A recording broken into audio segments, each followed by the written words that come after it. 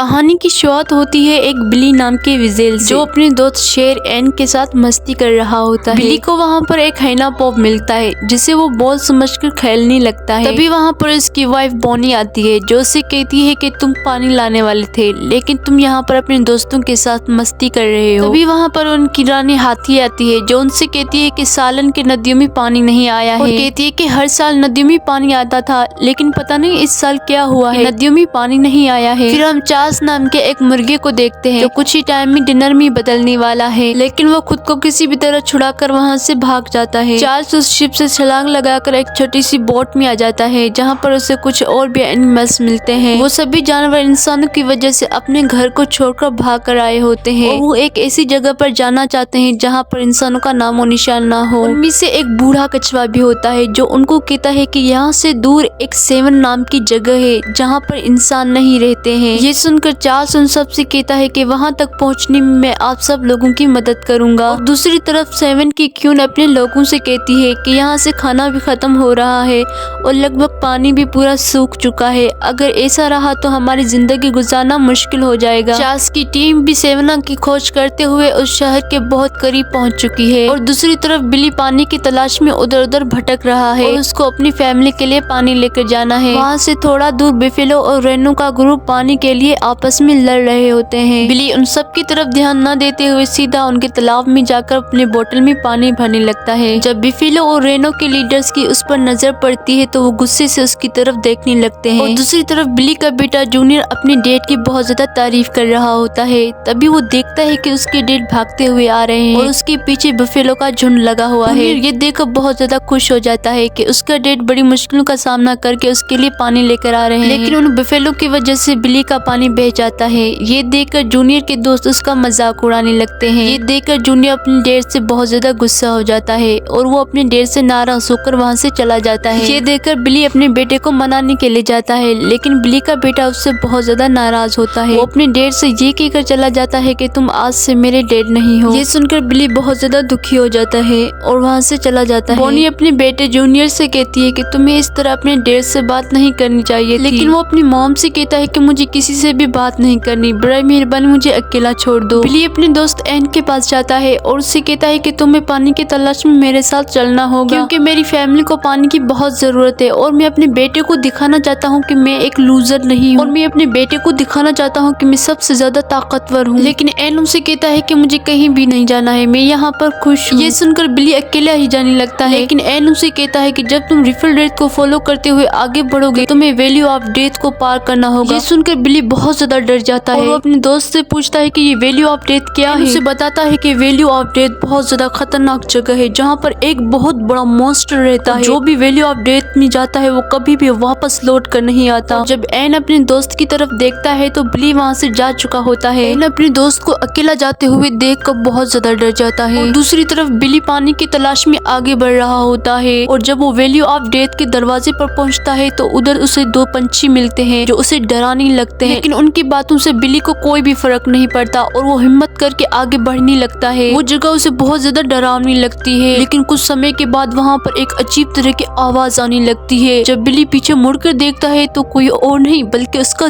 दोस्त होता है। बिली अपने दोस्त एन को देखकर बहुत ज्यादा खुश होने लगता है। अब बिली का डर भी खत्म हो जाता है और वो दोनों भागकर जल्दी से उस जगह को पार करने लगते हैं, लेकिन बिली के सामने एक बहुत बड़ा सा काला बिल्ला आ जाता है और जैसे वो बड़ा काला सा बिल्ला बिल्ली को खाने वाला होता है अचानक वो डर कर वहाँ से भाग जाता है। बिल्ली तो पहले कुछ समझ नहीं पाता, अभी वो अचानक अपने पीछे एक बहुत बड़ा सा बियर देखता है जिसकी वजह से वो काला बिल्ला वहाँ से भाग गया। एन भी वहाँ पर आ जाता है। वो चार्ल्स और उसकी टीम से मिलकर बहुत ज्यादा खुश होने लगते हैं। वो सभी आराम करने के लिए रात को वहाँ पर रुक जाते हैं। वहाँ पर एन बिल्ली को बताता है कि यहाँ पर कुछ समय पहले मैं अपने भाई के साथ आया था, लेकिन किसी अजीब क्रिएचर ने मेरे भाई को मार डाला जिसको इंसान कहते हैं। सुबह को चार्ल्स अपने दोस्तों को उठाता है, लेकिन वो बियर उससे कहता है कि मुझसे और चला नहीं जा रहा क्योंकि मैं बहुत ज्यादा थक चुका हूँ। चार्ल्स अपने दो दोस्तों टोबी और स्माइली को बिल्ली के साथ पानी ढूंढने के लिए भेजता है और खुद दो कछुओं के साथ वहीं पर रहने का फैसला करता है और वो चारों वहाँ से आगे बढ़ने लगते हैं और जल्दी वो वैली के अंत तक पहुँच जाते हैं जहाँ पर वो बहुत बड़ा डैम देखते हैं। उस डैम की वजह से उनकी नदियों का पानी रुका हुआ है। वो सभी छुपते हुए डैम के ऊपर जाते हैं जहाँ पर वो देखते हैं कि उनकी नदी का पानी किसी ने वहाँ पर कैद करके रखा हुआ है। वहाँ पर उस डैम के पास एडिथ पेरा नाम का एक होटल वहाँ पर आज बहुत सारे देश के लोग मीटिंग अटेंड करने के लिए आने वाले हैं। उस होटल का मालिक वहाँ पर आए हुए लोगों को अपने मोंकी टोटू से वेलकम करवाता है। वो सभी जानवर एक बोट के सहारे उस होटल में पहुँच जाते हैं, जहाँ पर पहुँचकर वो सभी मस्ती करने लगते हैं। लेकिन बिली और एन वहाँ के कॉन्फ्रेंस रूम में पहुँच जाते हैं, जिसको देखकर वहाँ के सभी लोग डरने लगते हैं। वो लोग होटल के ओनर को कॉल करते हैं। होटल का ओनर हंटर को बुलाता है और वो हंटर बिली को मारने लगता है, लेकिन बिली वहाँ के पानी के पूल में गिर जाता है। ये देखकर वो हंटर पानी का बटन दबा देता है, जिससे बिली पानी के पाइप से होता हुआ बाहर गिर जाता है, लेकिन वहाँ पर उसे टोटू बचा लेता है। टोटू उन सबको हंटर से बचाकर एक रूम में छुपा लेता है, लेकिन वो सभी मिलकर उस रूम को भी बिगाड़ देते हैं। टोटू उन सबको समझाता है कि ऐसा करने से तुम लोगों की जान को खतरा हो सकता है, लेकिन बिली उससे कहता है कि हम ज्यादा देर तक यहाँ पर छुपे नहीं रह सकते, क्योंकि हमें अपनी फैमिली के लिए पानी लेकर जाना है। टोटू उन सब लोगों से कहता है कि तुम लोगों को डैम के दरवाजों को खोलना होगा, जिससे तुम लोगों का पानी वापस तुम्हारी नदियों में चला जाएगा। टोटू उन सबको डैम के रूम में लेकर जाता है। बिली डैम के दरवाजे को खोलने की कोशिश करता है, लेकिन तभी वहाँ पर वो हंटर आ जाता है, जो एन को बेहोश कर देता है और बिली से गलती से वहाँ का एक बटन दब जाता है, जिससे डैम का दरवाजा खुलने लगता है, जिससे वो पानी के साथ बहकर बाहर आ जाते हैं। हंटर डैम के दरवाजे को जल्दी से बंद कर लेता है। वो हंटर उन सबको मारने के लिए अपनी जीप लेकर वहाँ पर पहुँच जाता है और सब लोगों को मारने की कोशिश करने लगता है, लेकिन वो सब अपनी जान बचाने के लिए उधर उधर भाग रहे होते हैं। और तभी अचानक वहाँ पर चार्ल्स आ जाता है, जो 2 कछुओं की मदद से उसकी गाड़ी को पलट लेता है। और उन लोगों ने एन को एक पिंजरे में बंद करके रखा होता है और पता चलता है कि वो एन को जल्दी किसी जू में भेजने वाले हैं। चार्ल्स अपने दोस्तों से कहता है कि उन्हें वापस सेवना जाके वहाँ के जानवरों से मदद मांगनी चाहिए। सब जानवरों को यहाँ पर बुलाकर इस डैम को तोड़ देना चाहिए। वो सब सारे एनिमल्स को इकट्ठा करके बताते हैं कि किस तरह इंसानों ने उनके पानी पर कब्जा करके रखा है। अगर हमने जल्दी कुछ नहीं किया तो हम जल्दी मर जाएंगे। वो पानी हमारा है और उस पानी पर हमारा हक है। और अगले दिन हम बहुत से जानवरों को डैम की तरफ जाते हुए देखते हैं, लेकिन उनके साथ रेनो और बिफेलो का झुंड नहीं होता, क्योंकि वो उनका साथ देने से मना कर देते हैं। वो सभी जानवर डैम के पास पहुंच चुके हैं। तभी वहाँ पर प्लेन में बैठकर वो हंटर आ जाता है। वो उनके ऊपर मिसाइल डालने वाला होता है, लेकिन वो देखता है उसके पीछे टोटू है। टोटू उसके मुंह में केला घुसा देता है। इसी हड़बड़ी में मिसाइल का बटन दब जाता है और मिसाइल जाके डैम के पाइप के अंदर चला जाता है, लेकिन वो मिसाइल फटना नहीं है। और दूसरी तरफ हम देखते हैं कि होटल के ओनर का बेटा एन के पिंजरे का दरवाजा खोल देता है और दूसरी तरफ चार्ल्स अपने लोगों को डैम पर अटैक करने का ऑर्डर देता है। वो सभी मिलकर उस डैम पर अटैक करते हैं, लेकिन कोई खास फर्क नहीं पड़ता। तभी वो देखते हैं कि रेनो और बिफेलो की टीम उनकी मदद करने के लिए वहाँ पर आ गए हैं। सभी मिलकर उस डैम को तोड़ने लगते हैं। और तभी बिली को वहाँ पर एक हैना पॉप दिखाई देता है। वो उस हैना पॉप को डैम की तरफ फेंकता है और वो हैना पॉप जाके रॉकेट को लगता है, जिसकी वजह से वो रॉकेट फट जाता है, जिसकी वजह से डैम टूट जाता है और उसमें से पानी बाहर आने लगता है और सभी पानी के साथ बहकर अपने शहर में पहुंच जाते हैं। और उस दिन के बाद उनके शहर में कभी भी पानी की कमी नहीं आई। सभी वहाँ पर खुशी से रहने लगे और वो ओनर और उसका बेटा ये देखकर खुश होने लगे। गाइस, यहीं पर ये हमारी प्यारी सी मूवी खत्म हो जाती है। अगर वीडियो अच्छी लगी हो तो please do like and share the video and please subscribe to my channel and press that bell icon.